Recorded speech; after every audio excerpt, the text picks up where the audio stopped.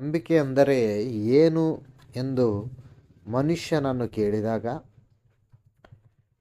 ಅದನ್ನು ಹೇಗೆ ಪರೀಕ್ಷಿಸಿಕೊಳ್ಳಬೇಕು ಎಂದು ಕೇಳಿದಾಗ ಯಾವ ಮನುಷ್ಯನೂ ಅದರ ಬಗ್ಗೆ ಸರಿಯಾದ ಉತ್ತರ ಹೇಳುವುದಿಲ್ಲ ಪ್ರಿಯರೇ.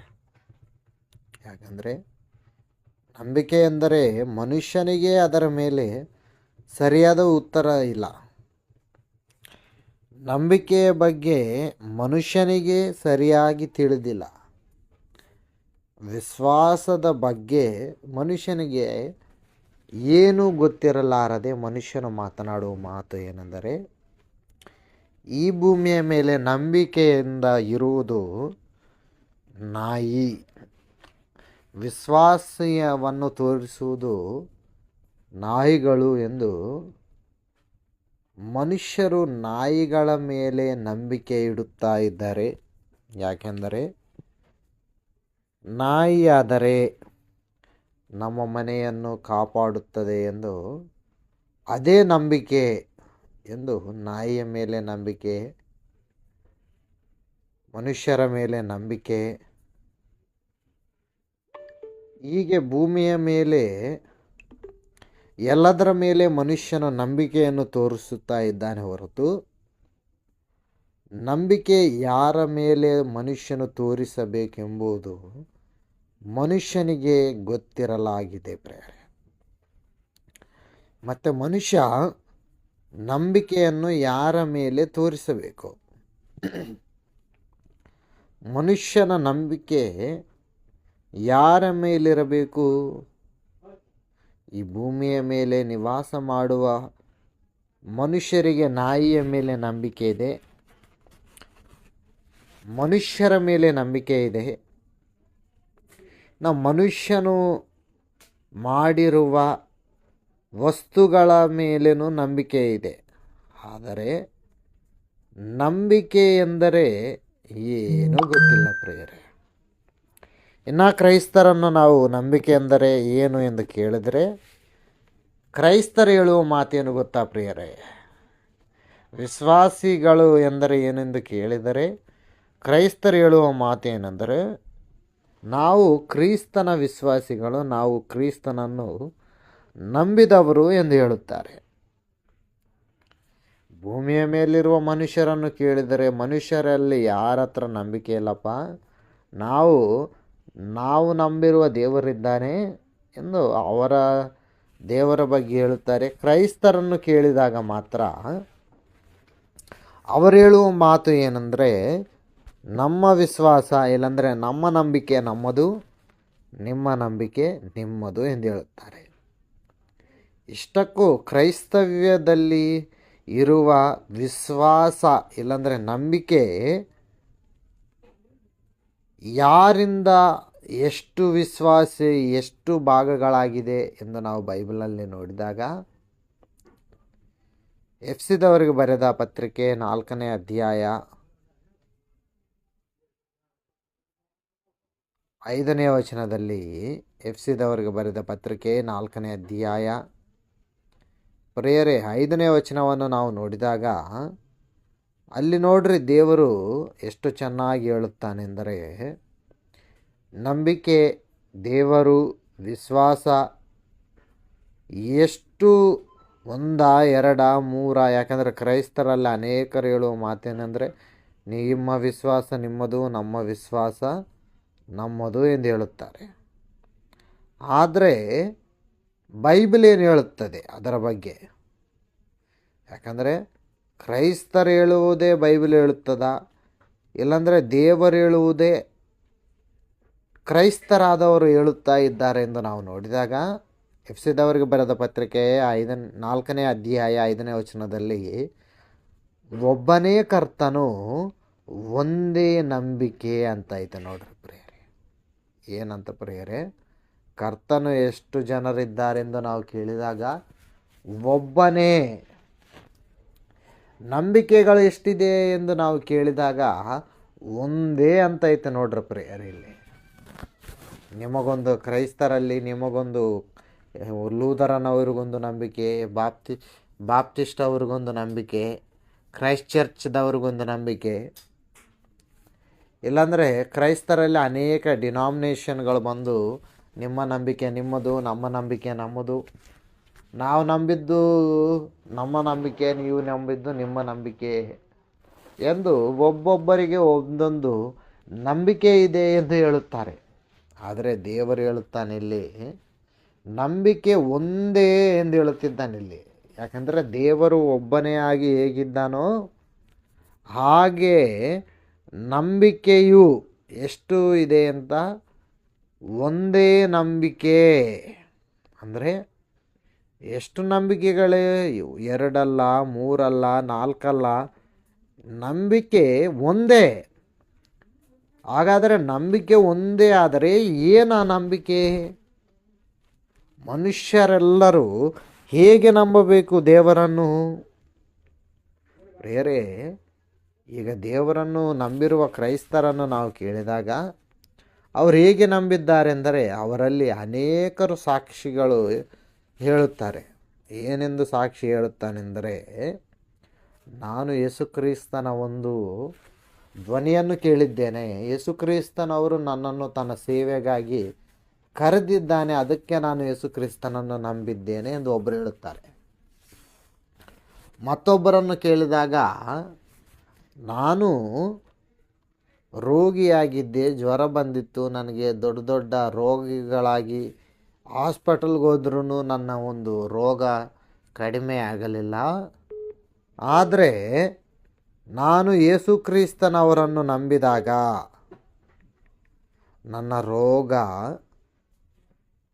ರೋಗ ಮುಗೀತು ಎಂದು ಹೇಳುತ್ತಾರೆ ಪ್ರಿಯರೇ. ನಾನು ಯೇಸುಕ್ರಿಸ್ತನನ್ನು ನಂಬಿದಾಗ ನನ್ನ ರೋಗ ಹೋಯಿತು ಎಂದು ಹೇಳುತ್ತಾರೆ. ಅದಕ್ಕೆ ನಾನು ಯೇಸುಕ್ರಿಸ್ತನನ್ನು ನಂಬಿದ್ದೇನೆ. ನನ್ನ ಕಷ್ಟಗಳೋದು, ಅದಕ್ಕೆ ನಾನು ಯೇಸುಕ್ರಿಸ್ತನನ್ನು ನಂಬಿದ್ದೇನೆ. ನನಗೆ ಉದ್ಯೋಗವು ಬಂದಿದೆ, ಅದಕ್ಕೆ ನಾನು ಯೇಸುಕ್ರಿಸ್ತನನ್ನು ನಂಬಿದ್ದೇನೆ. ನನಗೆ ಮಕ್ಕಳು ಹುಟ್ಟಿದ್ದಾರೆ, ಅದಕ್ಕೆ ನಾನು ಯೇಸುಕ್ರಿಸ್ತನನ್ನು ನಂಬಿದ್ದೇನೆ ಎಂದು ಹೇಳುತ್ತಾರೆ. ಪ್ರಿಯರೇ, ಹೀಗೆ ಕ್ರೈಸ್ತರನ್ನು ನಾವು ಕೇಳಿದಾಗ ಅವರು ಒಬ್ಬೊಬ್ಬರು ಒಂದೊಂದು ವಿಷಯದಲ್ಲಿ ನಾನು ಯೇಸುಕ್ರಿಸ್ತನನ್ನು ನಂಬಿರುವುದು ಇದಕ್ಕೆ ಎಂದು ಹೇಳುತ್ತಾರೆ. ಆದರೆ ಯೇಸುಕ್ರಿಸ್ತನವರನ್ನು ನಾವು ಕಷ್ಟಗಳು ಹೋಗಿದ್ದೇವೆ, ಉದ್ಯೋಗ ಬಂದಿದೆ, ರೋಗಗಳು ಹೋಗಿವೆ, ಮಕ್ಕಳು ಹುಟ್ಟಿದ್ದಾರೆ, ಅದಕ್ಕೆ ನಂಬಬೇಕಾಗಿರುವುದು ಅದಾ ನಂಬಿಕೆ. ಅಂದರೆ ಪ್ರಿಯರೇ, ದೇವರು ಹೇಳುತ್ತಾನೆ ಅದು ಅಲ್ಲ ನಂಬಿಕೆ.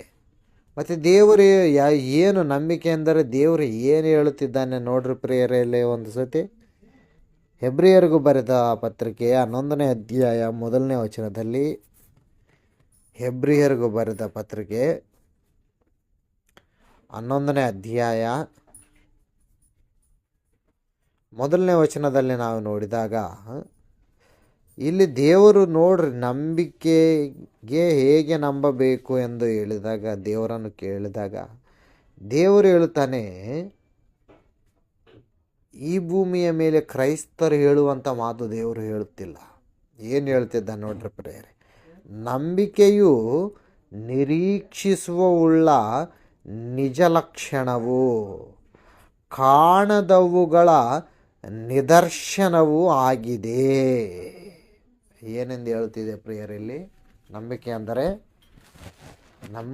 ಅಂದರೆ ಏನಂತ?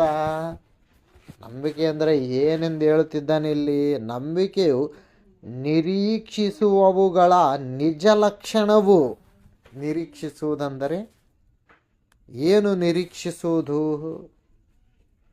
ಈ ಭೂಮಿಯ ಮೇಲೆ ಯಾವುದಕ್ಕಾಗಿ ನಿರೀಕ್ಷಿಸುತ್ತವೆ ಹೇಳ್ರಿ ಪ್ರಿಯರೇ? ನಮ್ಮಪ್ಪ ನಮ್ಮಮ್ಮ ಅವರು ಹೊರಗೋಗಿದ್ದಾರಂದರೆ, ಹೊರಗೋದವರು ಮನೆಗೆ ಬರುವ ತನಕ ಅವರಿಗಾಗಿ ನೋಡುತ್ತಾ ಇರ್ತೀವಿ, ನಿರೀಕ್ಷಿಸುತ್ತಾ ಇರುತ್ತೇವೆ. ಇಲ್ಲಾಂದರೆ ಎದುರು ನೋಡುತ್ತಾ ಇರುತ್ತೇವೆ ನಾವು, ಅವ್ರ ಮನೆಗೆ ಯಾವಾಗ ಬರ್ತಾರ, ಮುಂಜಾನೆ ಹೋಗಿದ್ದಾರೆ ಸಾಯಂಕಾಲ ಆಗಲಿ ಬರಲಿಲ್ಲ, ರಾತ್ರಿ ಆಯಿತು ಇನ್ನೂ ಬರಲಿಲ್ಲ ಅಂತ ನೋಡ್ತಾರೆ ನೋಡ್ರಿ ಪ್ರಿಯರೇ. ಅದು ನಿರೀಕ್ಷಿಸೋದು, ಅದು ನಿರೀಕ್ಷಣೆ. ಅದು ನಿರೀಕ್ಷಿಸುವುದಾದರೆ ಅವ್ರ ಮನೆಗೆ ಬಂದರೆ ನಾವು ನಿರೀಕ್ಷಣೆ ಇರ್ತದೆ ಅವ್ರ ಬಗ್ಗೆ, ತಾಯಿಗಾಗಲಿ ತಂದೆಗಾಗಲಿ ನಿರೀಕ್ಷಣೆ ಇರುವುದಿಲ್ಲ. ಯಾಕಂದರೆ ಮನೆಗೆ ಬಂದಿದ್ದಾರೆ ಅವರೆಲ್ಲರೂ. ಮನೆಗೆ ಬರಲಾದವರಿಗೋಸ್ಕರ ನಾವು ನಿರೀಕ್ಷಿಸುತ್ತೇವೆ. ಹಾಗೆ ಇಲ್ಲಿ ದೇವರು ಮಾತಾಡೋ ವಿಷಯ ಏನಂದರೆ ಪ್ರಿಯರೇ, ನಿರೀಕ್ಷಿಸುವುದು ಏನಂದರೆ ನಂಬಿಕೆಯು. ನೋಡ್ರಿ, ನಿರೀಕ್ಷಿಸುವವುಗಳ ನಿಜ ಲಕ್ಷಣವು. ನಾವು ಯೇಸುಕ್ರಿಸ್ತನನ್ನು ನಂಬಿರುವುದು ಯಾವುದಕ್ಕೆ ಅಂದರೆ ನಿಜ ಲಕ್ಷಣವು, ಕಾಣದವುಗಳ ನಿದರ್ಶನವೂ ಆಗಿದೆ. ಅಂದರೆ ಇವಾಗ ನಂಬಿಕೆ ಏನಂತ ಅರ್ಥ? ಕಾಣುವುದಿಲ್ಲ, ನಾವು ಯಾವುದನ್ನು ನೋಡುವುದಿಲ್ಲ. ನಿಜವಾಗಿ ಹೇಳ್ಬೇಕಂದ್ರೆ ನೀವು ಯಾವುದನ್ನಾದ್ರೂ ನೋಡಿದ್ದೀರಾ? ಯಾವುದೂ ನೋಡಿಲ್ಲ. ಆದರೂ ನೋಡ್ರಿ, ದೇವರಿದ್ದಾನ ಇಲ್ಲ ಎಂದು ಕೇಳಿದಾಗ ಇದ್ದಾನೆ. ಯಾಕೆ? ನಂಬಿಕೆ. ಈ ಲೋಕವನ್ನು ದೇವರು ತನ್ನ ಕೈಗಳಿಂದ ಮಾಡಿದ್ದಾನೆ. ಹೇಗೆ ಹೇಳುತ್ತೇವೆ? ನಂಬಿಕೆ. ದೇವರು ಇದ್ದಾನ ಎಂದು ಹೇಳುತ್ತೇವೆ. ಹೇಗೆ ಹೇಳುತ್ತೇವೆ? ನಂಬಿಕೆಯಿಂದ. ಹಾಗೆ ಪ್ರಿಯರೇ, ಹೀಗೆ ದೇವರ ಮೇಲೆ ನಂಬಿಕೆ ಇರುವುದನ್ನು ನಾವು ಪ್ರಿಯರೇ ಮನುಷ್ಯರೆಲ್ಲರೂ ಇದ್ದಾನೆ ಎಂದು ಹೇಗೆ ನಾವು ನಂಬುತ್ತೇವೋ, ಹಾಗೆಯೇ ಕಾಣದೇ ಇರುವ ವಸ್ತುಗಳೆಲ್ಲ ದೇವರು ಮಾಡಿದ್ದಾನೆ. ಇದು ನಿರೀಕ್ಷಣೆ. ದೇವರು ಮಾಡಿದ್ದಾನೆ ಎಂಬುದು ಪ್ರಿಯರೇ ನಮ್ಗೆ ಅರ್ಥ ಆಗಬೇಕು. ಮತ್ತೀಗ ನಿರೀಕ್ಷಣೆ ಎಂದರೆ ನಮಗೆ ಅರ್ಥ ಆಯಿತು. ನಂಬಿಕೆ ಎಂದರೆ ಏನು? ನಂಬಿಕೆ ಎಂದರೆ ಕಾಣದವರು ಇದ್ದಾರೆ, ಇಲ್ಲಾಂದರೆ ಕಾಣದವುಗಳು ಇದ್ದಾವೆ, ಎದುರು ನೋಡುವುದು ಎಂಬುದು ನಿರೀಕ್ಷಣೆ. ಮತ್ತು ದೇವರು ಯಾರಾದರೂ ನೋಡಿದ್ದೀರಾ? ನೋಡಿಲ್ಲ. ಆದರೂ ಇದ್ದಾನ ಎಂದು ನಾವು ನಂಬುತ್ತೀವಲ್ಲ ಪ್ರಿಯರೇ. ಹೇಗೆ ನಂಬುವುದು ಅಂದರೆ ಅದೇ ಪ್ರಿಯರೇ ನಿರೀಕ್ಷಣೆ, ಎದುರು ನೋಡುವುದು. ಒಂದು ಮಾತು ನೋಡೋಣ ಬೈಬಲಲ್ಲಿ. ಪೇತ್ರನು ಬರೆದ ಮೊದಲನೇ ಗ್ರಂಥ 1ನೇ ಅಧ್ಯಾಯ 8ನೇ ವಚನ 9ನೇ ವಚನ ನಾವು ನೋಡಿದಾಗ, ಪೇತ್ರನು ಬರೆದ ಮೊದಲನೇ ಗ್ರಂಥ 1ನೇ ಅಧ್ಯಾಯ 8ನೇ ವಚನ 9ನೇ ವಚನ ನಾವು ನೋಡಿದಾಗ, ನೀವು ಆತನನ್ನು ಕಣ್ಣಾರೆ ನೋಡಲಿಲ್ಲವಾದರೂ ಆತನನ್ನು ಪ್ರೀತಿಸುತ್ತೀರಿ. ನೋಡ್ರಿ ಪ್ರಿಯರೇ, ಏನು ಹೇಳುತ್ತಾನೆ? ನೀವು ಆತನನ್ನು ಕಣ್ಣಾರೆ ನೋಡಲಾರದಿದ್ದರೂ. ನೀವು ಯಾರಾದರೂ ಯೇಸುಕ್ರಿಸ್ತನವರನ್ನು ಕಣ್ಣಾರೆ ನೋಡಿದ್ದೀರಾ? ನೀವು ಯಾರಾದರೂ ತಂದೆಯಾದ ದೇವರನ್ನು ಕಣ್ಣಾರೆ ನೋಡಿದ್ದೀರಾ? ಇಲ್ಲ. ಕಣ್ಣಾರೆ ನೋಡಲಾರದು ಇದ್ದರೂ ನೀವು ಯೇಸುಕ್ರಿಸ್ತನವರನ್ನು ನಂಬಿದ್ದೀರಿ ನೋಡ್ರಿ, ತಂದೆಯಾದ ದೇವರು ಇದ್ದಾನು ಎಂದು ನೋಡಿದ್ದೀರಿ ನೋಡ್ರಿ. ಇದು ನಿರೀಕ್ಷಣೆ, ಇದು ನಂಬಿಕೆ. ಇದು ನೀವು ಈಗ ಆತನನ್ನು ಕಾಣದಿದ್ದರೂ ಆತನಲ್ಲಿ ನಂಬಿಕೆ ಇಟ್ಟು ನಿಮ್ಮ ನಂಬಿಕೆಯ ಅಂತ್ಯಫಲವಾಗಿರುವ ಆತ್ಮರಕ್ಷೆಯನ್ನು ಹೊಂದುವವರಾಗಿ ಹೇಳಲವಶ್ಯಕವಾದಂಥ ಪ್ರಭಾವವುಳ್ಳ ಸಂತೋಷದಿಂದ ಹರ್ಷಿಸುತ್ತೀರಿ. ಯಾಕೆ? ಹೇಗೆ ನಾವು ನಂಬಿದ್ದೆ ಅಂದರೆ, ನೀವು ಆತನನ್ನು ಕಾಣದಿದ್ದರೂ ಆತನಲ್ಲಿ ನಂಬಿಕೆ ಇಟ್ಟು ದೇವರಲ್ಲಿ ನಂಬಿಕೆ ಇಟ್ಟಿದ್ದೇವೆ. ಹೇಗೆ? ಒಂದು ತಾಯಿ ಈತನೇ ನಿಮ್ಮ ತಂದೆ ಎಂದು ತೋರಿಸಿದಾಗ ಹೇಗೆ ಆತನು ನಮ್ಮ ತಂದೆ ಎಂದು ತಾಯಿ ಹೇಳಿರುವ ಮಾತು ನಂಬಿ ಹೇಳುತ್ತೇವೆ, ಹಾಗೆಯೇ ನಾವೆಲ್ಲರೂ ದೇವರು ಇದ್ದಾನೆ, ದೇವರು ಈ ಲೋಕವನ್ನು ಮಾಡಿದ್ದಾನೆ, ದೇವರು ನಮಗೆ ತಂದೆ ಎಂಬ ಮಾತುಗಳನ್ನು ಕೇಳಿ ತಾಯಿ ಮಗನಿಗೆ ಈತನೇ ನಿಮ್ಮ ತಂದೆ ಎಂದು ಹೇಗೆ ಹೇಳಿದಾಗ ಮನುಷ್ಯರೆಲ್ಲರೂ ನಂಬಿದ್ದಾರೋ, ಹಾಗೆ ನಾವೆಲ್ಲರೂ ಹಾಗೆ ನಾವೆಲ್ಲರೂ ದೇವರ ಮಾತು, ಯೇಸು ಕ್ರಿಸ್ತನ ಮಾತು, ಬೈಬಲ್ನಲ್ಲಿ ಬರೆಯಲ್ಪಟ್ಟಿರುವ ಮಾತುಗಳನ್ನೆಲ್ಲ ಕೇಳಿ ದೇವರಿದ್ದಾನೆ ಎಂದು ನಂಬಿದ್ದೇವೆ ಪ್ರಿಯರೇ. ದೇವರು ಇದ್ದಾನೆ ಎಂದು ನಂಬಿದ್ದೇವೆ. ದೇವರು ಈ ಲೋಕವನ್ನು ಮಾಡಿದ್ದೇವೆ ಎಂದು ನಂಬಿ ನಮ್ಮ ಆತ್ಮಗಳನ್ನು ರಕ್ಷಿಸಿಕೊಂಡಿದ್ದೇವೆ. ಹೇಗೆ ನೋಡಿ, ಇಲ್ಲಾಂದರೆ ಜ್ವರ ಹೋಗಿ, ಇಲ್ಲಾಂದರೆ ರೋಗ ಹೋಗಿ, ಇಲ್ಲಾಂದರೆ ಮಕ್ಕಳುಟ್ಟಿ ಹಾಗೆ ನಂಬಿದವರಲ್ಲ ನಾವೆಲ್ಲರೂ. ಬೈಬಲ್ನಲ್ಲಿ ಬರೆಯಲ್ಪಟ್ಟಿರುವ ಹಾಗೆ ನಂಬಿಕೆ ಎಂದರೆ ಏನೆಂದು ಬರೆಯಲ್ಪಟ್ಟಿದೆ?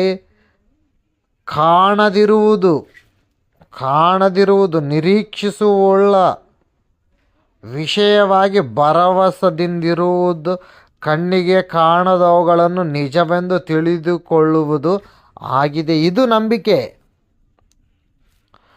ಅದನ್ನು ನಾವು ನಂಬಿದ್ದೇವೆ. ಇದು ನಂಬಿಕೆ. ಈ ನಂಬಿಕೆ ದೇವರ ಮೇಲೆ ಇರುವುದರಿಂದ ನಮ್ಮ ಆತ್ಮವು ರಕ್ಷಿಸಲ್ಪಟ್ಟಿದೆ. ಇದು ನಂಬಿಕೆ. ಆದರೆ ಈ ನಂಬಿಕೆಯನ್ನು ನಾವು ಪ್ರಿಯರೇ ಹೇಗೆ ಪರೀಕ್ಷಿಸಿಕೊಳ್ಳಬೇಕು? ನಂಬಿಕೆಯನ್ನು ನಾವು ಹೇಗೆ ಪರೀಕ್ಷಿಸಿಕೊಳ್ಳಬೇಕು ಹೇಳ್ರಿ ಪ್ರಿಯರೇ? ಇವಾಗ ನಂಬಿಕೆ ನಮಗೆ ದೇವರ ಮೇಲೆ ಇದೆ. ದೇವರ ವಾಕ್ಯವನ್ನು ನಾವು ನಂಬಿದ್ದೇವೆ. ಮತ್ತು ಈ ವಾಕ್ಯದ ಪ್ರಕಾರ ನಂಬಿರುವ ನಾವು ಆ ವಾಕ್ಯದ ಪ್ರಕಾರ ನಮ್ಮ ನಂಬಿಕೆ ಸರಿಯಾಗಿದೆಯಾ ಇಲ್ಲವಾ ಎಂದು ಯಾರಾದರೂ ಪರೀಕ್ಷೆ ಮಾಡಿಕೊಂಡಿದ್ದಾರಾ? ಪ್ರಿಯರೇ, ಶಾಲೆಗೆ ಹೋಗುವ ಮಕ್ಕಳು ಚೆನ್ನಾಗಿ ಓದುತ್ತಾರಾ ಇಲ್ಲ ಎಂಬುದು ತಿಳಿಯಬೇಕೆಂದರೆ ಅವರಿಗೆ ಪರೀಕ್ಷೆ ಇಡಬೇಕು. ಕಡ್ಡಾಯವಾಗಿ ಅವರಿಗೆ ಖಂಡಿತ ಪರೀಕ್ಷೆ ಇರಬೇಕು. ಪರೀಕ್ಷೆ ಇಲ್ಲಂದರೆ ಓದಲಾರ್ದವನು ನಾನು ಪರೀಕ್ಷೆ ಇಟ್ಟರೆ ನಾನೇ ಫಸ್ಟ್ ರ್ಯಾಂಕಲ್ಲಿ ಪಾಸಾಗೋದು, ನನಗೆ ಮೊದಲು ಎಂದು ಹೇಳುತ್ತಾನೆ. ಅದೇ ಪರೀಕ್ಷೆ ಇಟ್ಟರೆ ಏನು ಗೊತ್ತಾಗ್ತದೆ? ಯಾರು ಓದುವವರಿದ್ದಾರಾ, ಯಾರು ಓದಲಾರ್ದಂಥವರಿದ್ದಾರಾ ಎಂಬ ವಿಷಯ ನಮಗೆ ಗೊತ್ತಾಗ್ತದೆ ಪ್ರಿಯರೇ. ಎಂಬ ವಿಷಯ ನಮಗೆ ಗೊತ್ತಾಗ್ತದೆ. ಹಾಗೆ ದೇವರ ಮೇಲೆ ಕ್ರೈಸ್ತರಾದಂಥ ನಾವೆಲ್ಲರೂ ದೇವರನ್ನು ನಂಬಿದ್ದೇವೆ. ಎಲ್ಲರಿಗೂ ದೇವರ ಮೇಲೆ ನಂಬಿಕೆ ಐತೆ. ಆದರೆ ನಮಗೆ ಎಷ್ಟು ನಂಬಿಕೆ ಇಟ್ಟಿದ್ದೇವೆ ಅದರ ಬಗ್ಗೆ ಪರೀಕ್ಷೆ ಯಾವಾಗಾದ್ರೂ ನಡೆದಿದೆಯಾ ಪ್ರಿಯರೇ? ಹೇಳ್ರಿ ಪ್ರಿಯರೇ, ವಾಕ್ಯವು ನಂಬಿಸುವ ವಿಷಯವಾದ ವಾಕ್ಯವು ನಮ್ಮ ಹೃದಯದಲ್ಲಿದೆ ಅಂದರೆ ಆ ವಾಕ್ಯವನ್ನು ನಾವೇನು ಮಾಡಬೇಕು ಹೇಳ್ರಿ ಪ್ರಿಯರೇ? ಒಂದು ಮಾತು ನೋಡೋಣ ನಾವೆಲ್ಲರೂ. ರೋಮಾಪುರದವರಿಗೆ ಬರೆದ ಪತ್ರಿಕೆ 10ನೇ ಅಧ್ಯಾಯ 8ನೇ ವಚನ.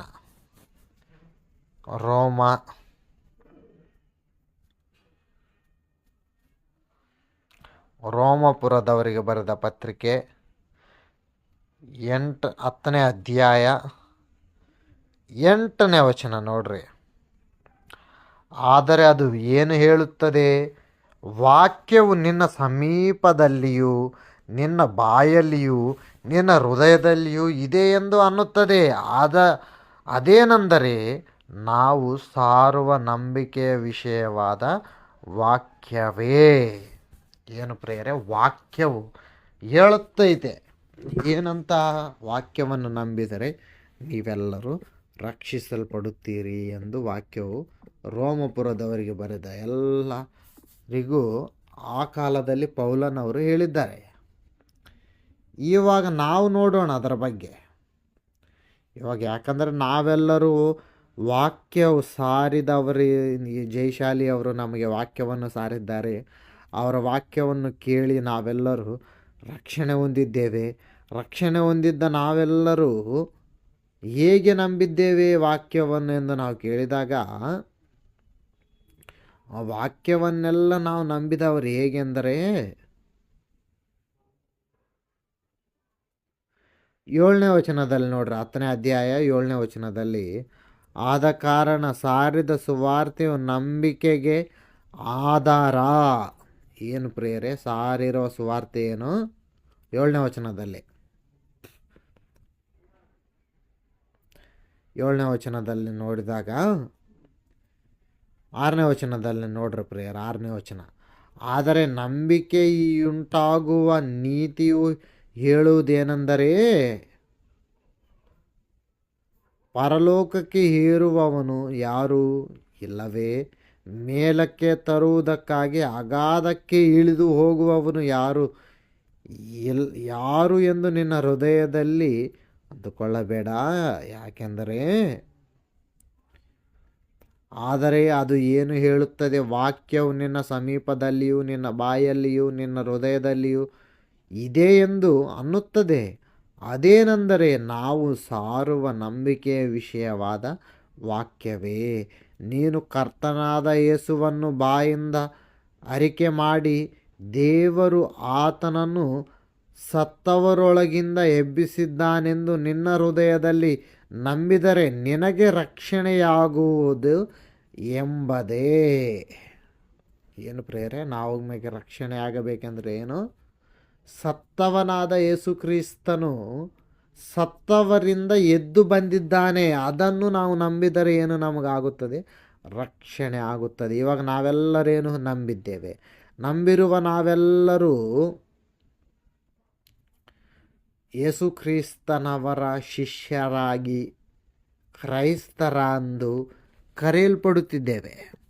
ಮತ್ತು ಕ್ರೈಸ್ತರಾಗಿ ಕರೆಯಲ್ಪಡುತ್ತಿರುವ ನಾವೆಲ್ಲರೂ ಯಾವಾಗಾದರೂ ನಿಜವಾಗಿ ನಮ್ಮಲ್ಲಿ ಯೇಸು ಕ್ರಿಸ್ತನ ಸುವಾರ್ತೆ ಇದೆಯಾ ಇಲ್ಲವಾ ಎಂದು ಯಾವಾಗಾದರೂ ಪರೀಕ್ಷೆ ಮಾಡಿಕೊಂಡಿದ್ದೇವೆ ಪ್ರೇಯರೇ?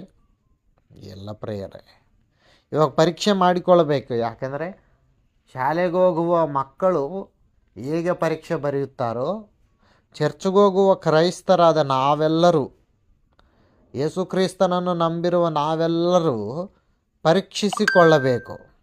ನೋಡೋಣ. ಯಾಕೆ ಪರೀಕ್ಷಿಸಿಕೊಳ್ಳಬೇಕೆಂದರೆ, ನಾವು ವಾಕ್ಯವನ್ನು ಕೇಳಿ ರಕ್ಷಣೆ ಹೊಂದಿದವರ, ಇಲ್ಲಾಂದರೆ ರೋಗ ಹೋಗಿ ರಕ್ಷಣೆ ಹೊಂದಿದವರ, ದೇವರ ಮಾತಿನಂತೆ ರಕ್ಷಣೆ ಹೊಂದಿದವರ, ಇಲ್ಲಾಂದರೆ ನಮ್ಮ ಕಷ್ಟಗಳು ಹೋಗುತ್ತವೆ ಎಂದು ರಕ್ಷಣೆ ಹೊಂದಿದವರ, ಹೇಗೆ ರಕ್ಷಣೆ ಹೊಂದಿದವರು? ವಾಕ್ಯವನ್ನು ಕೇಳಿ ರಕ್ಷಣೆ ಹೊಂದಿದವರೆಲ್ಲರೂ ನಾವೆಲ್ಲರೂ ಸತ್ಯವಾದ ದಾರಿಯಲ್ಲೇ ನಡೆಯುತ್ತಿದ್ದೀವಾ ಎಂದು ನಾವೆಲ್ಲರೂ ತಿಳಿದುಕೊಳ್ಳಬೇಕು ಪ್ರಿಯರೇ. ಯಾಕೆ ತಿಳಿದುಕೊಳ್ಳಬೇಕೆಂದರೆ, ಯಾಕೆ ಪರೀಕ್ಷಿಸಿಕೊಳ್ಳಬೇಕೆಂದರೆ, ದೇವರು ಹೇಳುತ್ತಾನೆ ನೋಡ್ರಿ, ಕೊರಿಂಥದವರಿಗೆ ಬರೆದ ಮೊದಲನೇ ಪತ್ರಿಕೆಯ 11ನೇ ಅಧ್ಯಾಯ 28ನೇ ವಚನ. ಕೊರಿಂಥದವರಿಗೆ ಬರೆದ ಮೊದಲನೇ ಪತ್ರಿಕೆಯ 11ನೇ ಅಧ್ಯಾಯ 28ನೇ ವಚನದಲ್ಲಿ, ಪ್ರತಿ ಮನುಷ್ಯನು ತನ್ನನ್ನು ತಾನು ಪರೀಕ್ಷಿಸಿಕೊಳ್ಳಬೇಕು. ಏನೆಂದು ಬರೆಯಲ್ಪಟ್ಟಿದೆ ಪ್ರಿಯರಲ್ಲಿ? ಪ್ರತಿ ಮನುಷ್ಯನು, ಯೇಸು ಕ್ರಿಸ್ತನನ್ನು ನಂಬಿರುವ ಪ್ರತಿಯೊಬ್ಬ ಮನುಷ್ಯನು ತನ್ನನ್ನು ತಾನು ಏನು ಮಾಡಿಕೊಳ್ಳಬೇಕೆಂದರೆ ಪರೀಕ್ಷಿಸಿಕೊಳ್ಳಬೇಕು. ಯಾರು ಪರೀಕ್ಷಿಸಿಕೊಳ್ಳಬೇಕಂದ್ರೆ ತನ್ನನ್ನು ತಾನೇ. ಯಾಕೆ ತನ್ನನ್ನು ತಾನೇ ಪರೀಕ್ಷಿಸಿಕೊಳ್ಳಬೇಕೆಂದರೆ, ತನ್ನಲ್ಲಿರುವುದು ದೇವರ, ತನ್ನಲ್ಲಿರುವುದು ದೆವ್ವಗಳ.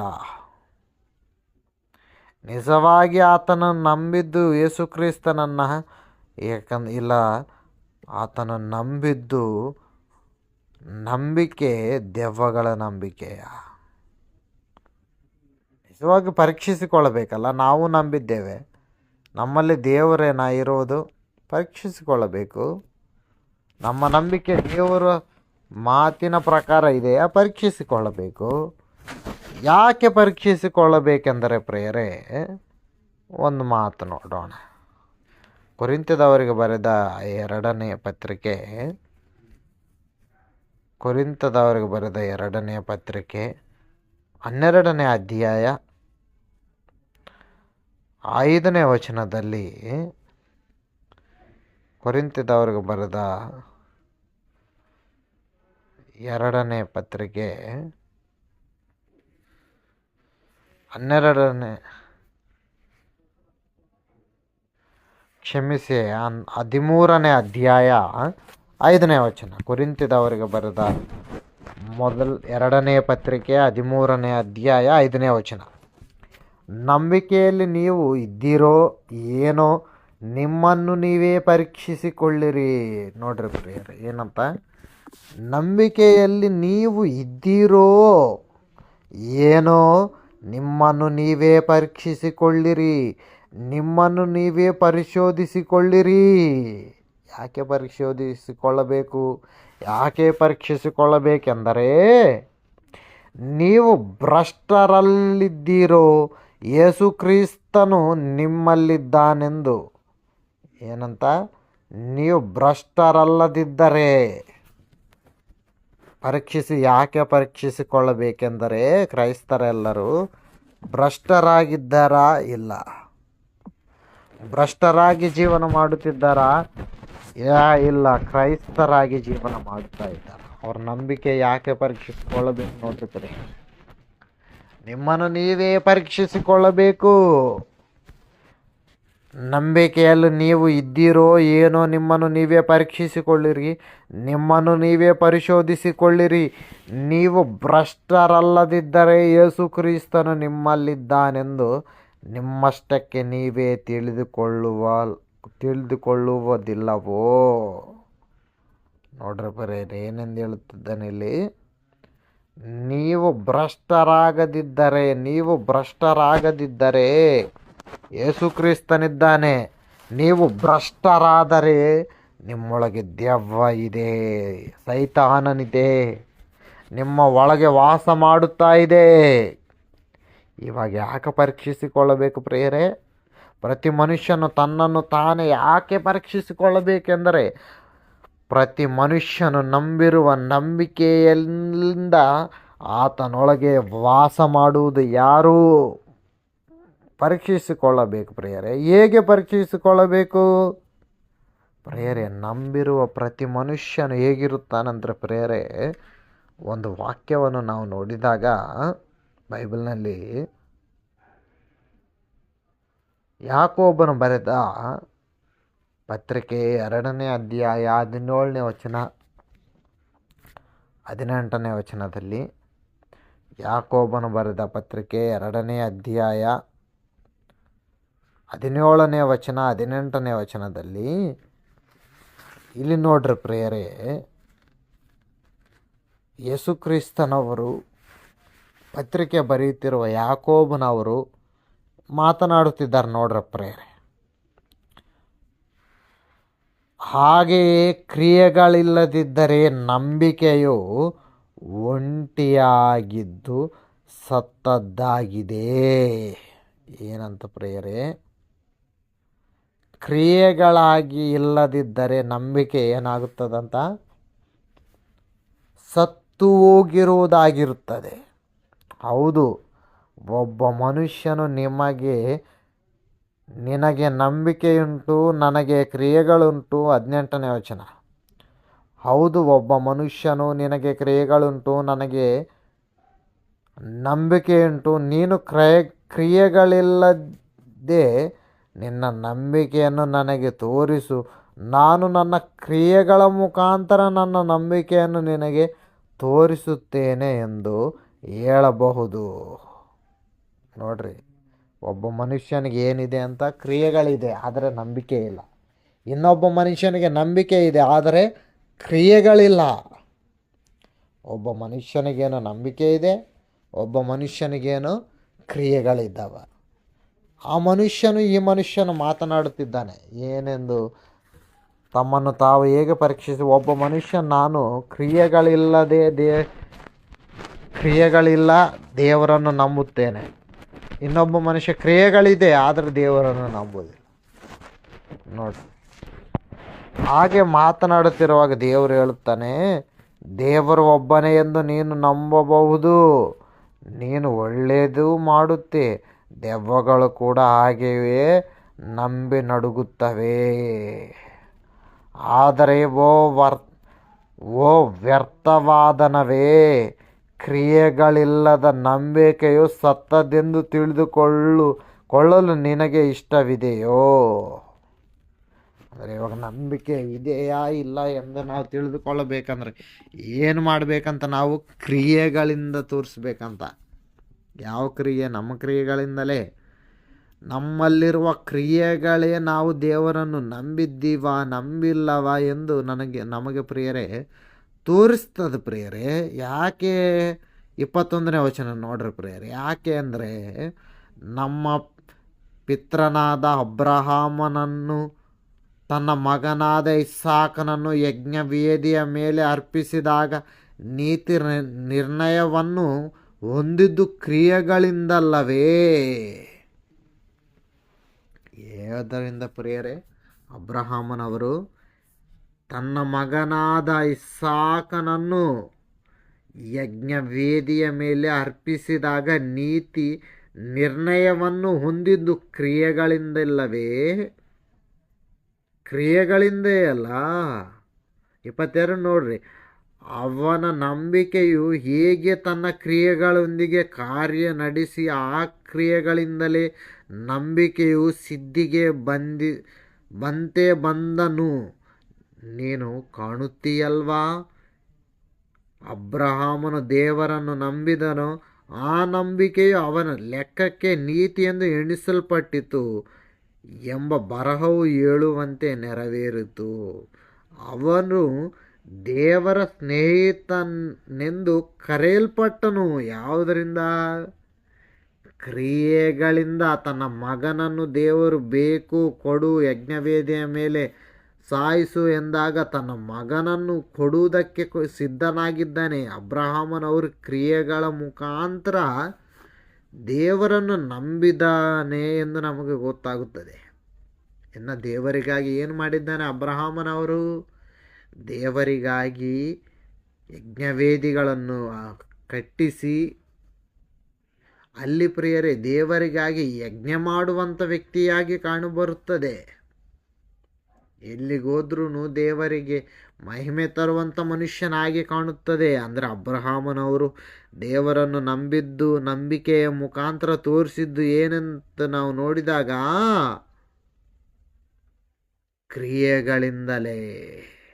ಕ್ರಿಯೆಗಳಿಂದಲೇ ಪ್ರಿಯರೇ. ಮತ್ತು ಈಗ ನಾವು ನಂಬಿದವರೆಲ್ಲರಲ್ಲಿ ನೋಡ್ರಿ ಪ್ರಿಯರೇ ಕ್ರಿಯೆಗಳಿದ್ದೇವಾ? ಯೋಚನೆ ಮಾಡ್ರಿ ನೀವೇ ಎಲ್ಲರೂ ಪ್ರಿಯರೇ. ಇನ್ನು ಅಬ್ರಹಾಮನವ್ರ ಬಗ್ಗೆ ನಾವು ನೋಡಿದಾಗ ಹೆಬ್ರಿಯರಿಗೆ ಬರೆದ ಪತ್ರಿಕೆ 11ನೇ ಅಧ್ಯಾಯ 10ನೇ ವಚನದಲ್ಲಿ, ಹೆಬ್ರಿಯರಿಗೆ ಬರೆದ ಪತ್ರಿಕೆ 11ನೇ ಅಧ್ಯಾಯ 10ನೇ ವಚನದಲ್ಲಿ ನೋಡಿದಾಗ, ಯಾಕೆಂದರೆ ದೇವರು ಯಾವುದನ್ನು ಕಟ್ಟುವಾತನು ಮಾಡುವಾತನು ಆಗಿದ್ದಾನೋ ಅಸ್ತಿವಾರಗಳುಳ್ಳ ಆ ಪಟ್ಟಣಕ್ಕೋಸ್ಕರ ಅವನು ಎದುರು ನೋಡುತ್ತಿದ್ದನು. ಯಾರು? ಅಬ್ರಹಾಮನವರು. 8ನೇ ವಚನ 9ನೇ ವಚನದಲ್ಲಿ ನೋಡಿದಾಗ, ನಂಬಿಕೆಯಿಂದಲೇ ಅಬ್ರಹಾಮನು ಕರೆಯಲ್ಪಟ್ಟಾಗ ವಿಧೇಯನಾಗಿ ತಾನು ಬಾಧ್ಯವಾಗಿ ಹೋಗಬೇಕಾಗಿದ್ದ ಸ್ಥಳಕ್ಕೆ ಹೊರಟು ಹೋದನು. ತಾನು ಹೋಗಬೇಕಾದ ಸ್ಥಳವು ಯಾವುದೆಂದು ತಿಳಿಯದೇ ಹೊರಟನು. ಇದು ನಂಬಿಕೆಯಿಂದಲೇ ಅವನು ವಾಗ್ದಾತ ದೇಶದಲ್ಲಿ ಅನ್ಯ ದೇಶದಲ್ಲಿ ಇದ್ದವನಂತೆ ಗುಡಾರಗಳಲ್ಲಿ ಇದ್ದುಕೊಂಡು ಪ್ರವಾಸಿಯಾಗಿದ್ದನು. ಅದೇ ವಾಗ್ದಾನಕ್ಕೆ ಬಾಧ್ಯನರಾಗಿದ್ದ ಇಸಾಕ ಯಾಕೋಬರೊಂದಿಗೆ ಗುಡಾರಗಳಲ್ಲಿ ನಿವಸಿಸಿದನು. ಯಾಕೆಂದರೆ ದೇವರು ಯಾವುದನ್ನು ಕಟ್ಟುತ್ತಾನೆ ಆ ಲೋಕ ಬೇಕು. ಇದು ಪ್ರಿಯರೇ, ಮಗನನ್ನು ಕೊಟ್ಟಿದ್ದಾನೆ, ಗುಡಾರ ಒಂದು ದೇಶವನ್ನು ಕೊಟ್ಟರು ಬೇಡ ಎಂದು ಇದ್ದಾನೆ. ಅದು ನಂಬಿಕೆಯ ಪ್ರಕಾರ ಇದ್ದಾನೆ. ಯಾಕೆ? ದೇವರು ಕಟ್ಟುವ ಲೋಕ ಬೇಕವೆಂದು. ಇವತ್ತು ನೋಡ್ರಿ ಪ್ರಿಯರೇ, ಕ್ರೈಸ್ತರಾದ ನಾವೆಲ್ಲರೂ ಅಬ್ರಹಾಮನ ಮಕ್ಕಳೆಂದು ಕರೆಯಲ್ಪಡಬೇಕಾದರೆ ನಾವು ನಮ್ಮ ತಂದೆಯಾದ ದೇವರ ಕೆಲಸವನ್ನು ಕ್ರಿಯೆಗಳಿಂದ ಮಾಡುವವರಾಗಿದ್ದೀವ? ನೀವೇ ಯೋಚಿಸಿರಿ ಪ್ರಿಯರೇ. ನಾವು ದೇವರ ಕೆಲಸ ಮಾಡುವಾಗ ಆ ಕೆಲಸವನ್ನು ನಾವೇನು ಮಾಡಬೇಕು ಗೊತ್ತಾ ಪ್ರಿಯರೇ? 5 ನಿಮಿಷ ಮುಗಿಸ್ತೇನೆ ಪ್ರಿಯರೇ. ಗಲಾತ್ಯದವರಿಗೆ ಬರೆದ ಪತ್ರಿಕೆ 6ನೇ ಅಧ್ಯಾಯ 4ನೇ ವಚನ. ಗಲಾತ್ಯದವರಿಗೆ ಬರೆದ ಪತ್ರಿಕೆ 6ನೇ ಅಧ್ಯಾಯ 4ನೇ ವಚನದಲ್ಲಿ, ಪ್ರತಿಯೊಬ್ಬನು ತಾನು ಮಾಡುವ ಕೆಲಸವನ್ನು ಪರಿಶೀಲಿಸಲಿ, ಆಗ ಅವನು ತನ್ನ ನಿಮಿತ್ತದಿಂದ ಹೆಚ್ಚಳ ಪಡುವುದಕ್ಕೆ ಆಸ್ಪದವಾಗುತ್ತದೆ ಹೊರತು ಮತ್ತೊಬ್ಬರ ನಿಮಿತ್ತವಾಗುವುದಿಲ್ಲ. ಇವಾಗ ಏನು ಮಾಡಬೇಕಂತ ನಾವು ನಮ್ಮ ಕೆಲಸವನ್ನು ನಾವೇ ಪರಿಶೀಲಿಸಿಕೊಳ್ಳಬೇಕು. ನಾವು ದೇವರ ಕೆಲಸವನ್ನು ಚೆನ್ನಾಗಿ ಮಾಡಿದ್ದೀವಾ ಇಲ್ಲ, ನಾವು ದೇವರ ಕೆಲಸ ಚೆನ್ನಾಗಿ ಕ್ರಿಯೆಗಳ ಮುಖಾಂತರ ದೇವರನ್ನು ನಂಬಿದ್ದೇವೆ ಎಂದು ತೋರಿಸ್ತಾ ಇದ್ದೀವಾ ಇಲ್ಲ ಎಂದು ನಾವು ತೋರಿಸಬೇಕು ಪ್ರಿಯರೇ. ಯಾಕೆಂದರೆ ನಾವು ದೇವರು ನಮಗೆ ಕೊಟ್ಟಿರುವ ಕೆಲಸವನ್ನು ಚೆನ್ನಾಗಿ ಮಾಡುತ್ತಾ ಅಬ್ರಹಾಮನವರ ಹಾಗೆ ದೇವರ ಕೆಲಸವನ್ನು ಈ ಲೋಕದಲ್ಲಿ ಮಾಡುವವರಾಗಿ ಇರಬೇಕು, ಕ್ರಿಯೆಗಳಂತೆ. ಯಾಕೆ ಅಬ್ರಹಾಮನವರ ಹಾಗೆ ನಡೆಯಬೇಕು? ಇನ್ನೊಂದು ವಿಷಯ ಹೇಳಬೇಕಾ, ಪೌಲನವರ ಹಾಗೆ ನಡೆಯಬೇಕು. ಯಾಕೆ ಗೊತ್ತಾ ಪ್ರಿಯರೇ, ಪೌಲನವರು ದೇವರು ಕೊಟ್ಟಿರುವ ಪ್ರತಿಯೊಬ್ಬ ಒಂದು ಕೆಲಸವನ್ನು ಮಾಡಿ ಏನೆಂದು ಮಾತನಾಡುತ್ತಿದ್ದಾನೆ ನೋಡ್ರ ಪ್ರಿಯರೇ. ತಿಮೋತಿದವರಿಗೆ ಬರೆದ 2ನೇ ಪತ್ರಿಕೆ 4ನೇ ಅಧ್ಯಾಯ 7ನೇ ವಚನದಲ್ಲಿ, ತಿಮೋತಿದವರಿಗೆ ಬರೆದ 2ನೇ ಪತ್ರಿಕೆ 4ನೇ ಅಧ್ಯಾಯ 7ನೇ ವಚನದಲ್ಲಿ, ಶ್ರೇಷ್ಠ ಹೋರಾಟವನ್ನು ಮಾಡಿದ್ದೇನೆ, ನನ್ನ ಓಟವನ್ನು ಕಡೆಗಾಣಿಸಿಕೊಂಡಿದ್ದೇನೆ, ಕ್ರಿಸ್ತ ನಂಬಿಕೆಯನ್ನು ಕಾಪಾಡಿಕೊಂಡಿದ್ದೇನೆ. ಏನು ಮಾಡಿದ್ದಾನಂತೆ ಪ್ರಿಯರೇ? ಯೇಸು ಕ್ರಿಸ್ತನವರು ತನ್ನ ಮೇಲೆ ಇಟ್ಟಿರುವ ನಂಬಿಕೆಯನ್ನು ಕಾಪಾಡಿದ್ದಾನೆ. ಆತನು ಯೇಸು ಕ್ರಿಸ್ತನ ಮೇಲೆ ಇಟ್ಟಿರುವ ನಂಬಿಕೆಯನ್ನು ಕಾಪಾಡಿಕೊಂಡಿದ್ದಾನೆ. ಮತ್ತು ಇವತ್ತು ನಮ್ಮ ಮೇಲೆ ಯೇಸು ಕ್ರಿಸ್ತನವರು ಇಟ್ಟಿರುವ ನಂಬಿಕೆಯ ಪ್ರಕಾರ ನಾವು ನಡೆದಿದ್ದೇವೆ ಪ್ರಿಯರೇ? ಹೇಳ್ರಿ, ಈ ಭೂಮಿಯ ಮೇಲಿರುವ ನಾವೆಲ್ಲರೂ ದೇವರ ಕೆಲಸವನ್ನು ಮಾಡಿದ್ದೀವ ಇಲ್ಲ ಹೇಳ್ರಿ ಪ್ರಿಯರೇ? ಯೇಸು ಕ್ರಿಸ್ತನವರನ್ನು ನಂಬಿರುವ ನಾವೆಲ್ಲರೂ ಪ್ರಿಯರೇ ಆತನ ಕೆಲಸವನ್ನು ಮಾಡುವವರಾಗಿರಬೇಕು.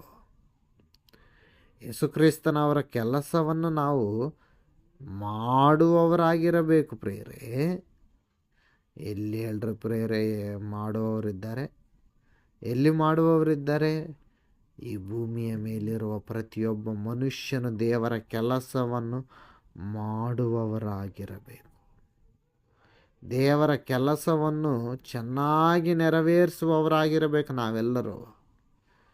ಪ್ರಿಯರೇ, ದೇವರು ನಮ್ಮ ವಿಷಯದಲ್ಲಿ ಕೇಳಿಕೊಳ್ಳುವಂಥ ವಿಷಯ, ಇಂದು ದೇವರು ನಮ್ಮ ವಿಷಯದಲ್ಲಿ ಕೇಳಿಕೊಳ್ಳುವಂಥ ಮಾತು, ಹಾಗೆ ಯಾರು ಪ್ರಿಯರೇ ಹೇಳ್ರಿ ನಡೆಯುವವರೇ ಆಗಿದ್ದಾರೆ? ಹಾಗೆ ಯಾರು ನಡೀತಾರಿದ್ದಾರೆ ಈ ಭೂಮಿ ಮೇಲೆ?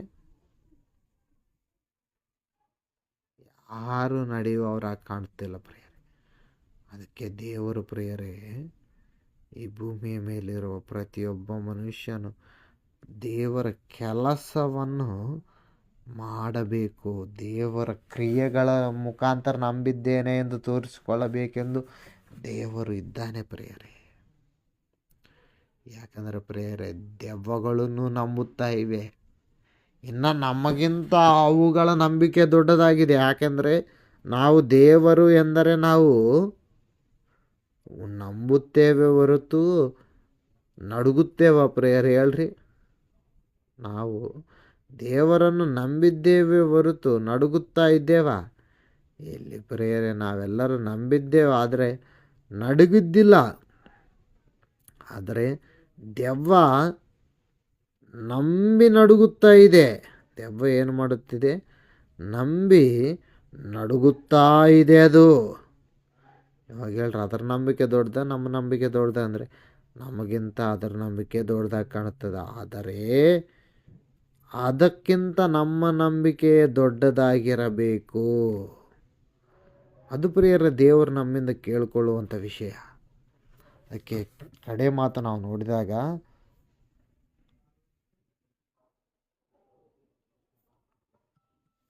ನೋಡ್ರಿ ಪ್ರಿಯರೇ, ಕಡೆ ಮಾತು ಎಫ್ಸಿದವರಿಗೆ ಕಡೆ ಮಾತು ಲೂಕನು ಬರೆದ ಸುವಾರ್ತೆ